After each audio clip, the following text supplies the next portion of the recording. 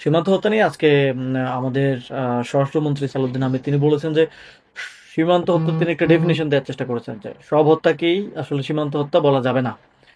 তো এটা খুবই মানে তিনি বোঝানোর চেষ্টা করেছেন যে যারা বিভিন্ন অপরাধ সংগঠিত করতে বা মাদক আনতে বা হচ্ছে চোরাচালানের জন্য সীমান্তের ওই পারে যায়, এটা বাস্তব যে অনেকেই যায়।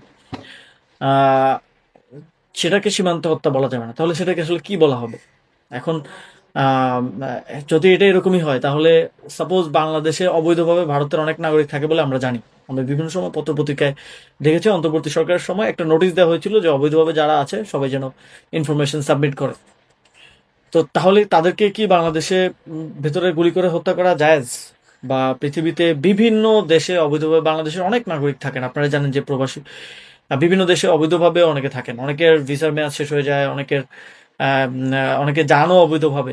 তো তাদেরকে কি সেখানে গুলি করে হত্যা করা জায়েজ?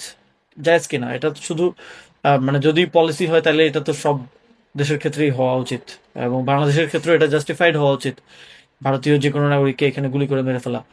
তো আহ, এইটাকে যে উনি জাস্টিফিকেশন দিচ্ছেন যে এটা এবং ভারতে যারা মানে সীমান্তে যারা হত্যার শিকার হচ্ছে বা সীমান্তের ভিতরে, ভারতের সীমান্তের ভিতরে বা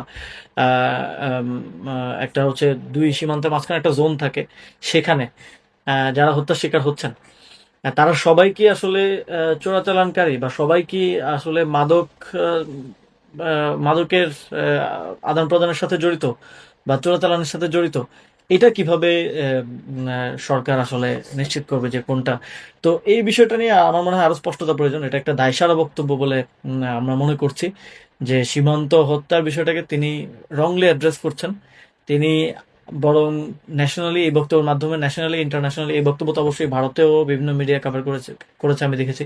ন্যাশনালি ইন্টারন্যাশনালি বাংলাদেশের নাগরিকরা যে কিলেবল, বাংলাদেশের নাগরিকদের যে নাগরিক মর্যাদা নাই, এইটাকে স্টাবলিশ করছে। এবং এই বক্তব্যের মাধ্যমে তিনি বিএসএফ কে আরো উস্কানি দিচ্ছেন এবং জাস্টিফিকেশন দিচ্ছেন যে তোমরা যেটা করতেছো আমরা মনে করি যে দ্যাট ইজ নট রং, মানে হললি আমরা এটাকে রং মনে করি না। এই মেসেজটা দেওয়ার মাধ্যমে কিন্তু আপনি সীমান্তে বাংলাদেশের জনগণকে আরো বেশি ভালনারেবল করে তুলছেন, এবং বাংলাদেশের যে নাগরিকদের যে নাগরিক মর্যাদা সেটাকে অনেক ছোট করা হচ্ছে।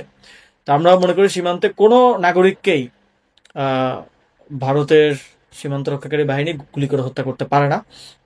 যদি কেউ সেখানে চোরাচালান করতে যায়, কেউ মাদকের সাথে জড়িত থাকে, তো সেটা তাকে তারা তাকে তারা অ্যারেস্ট করতে পারে।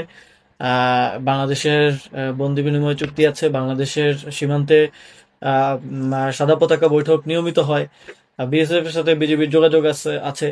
তো এর মাধ্যমে হ্যান্ড ওভার করা যেতে পারে, বিভিন্ন প্রক্রিয়া এটা হইতে পারে। এটা তো এইভাবে মানে হত্যা করে ফেলা, এবং বাংলাদেশের স্বরাষ্ট্রমন্ত্রী যার এই মানুষগুলোকে নিরাপত্তা দেওয়ার কথা ছিল তাদেরকে আরো ভালনারেবল করে তোলা, এটা খুবই দুঃখজনক রাষ্ট্র হিসেবে আমাদের জন্য। তো আশা করি সরকার এখানে মেরুদণ্ডটা সোজা করে সিদ্ধান্তটা গ্রহণ করবে।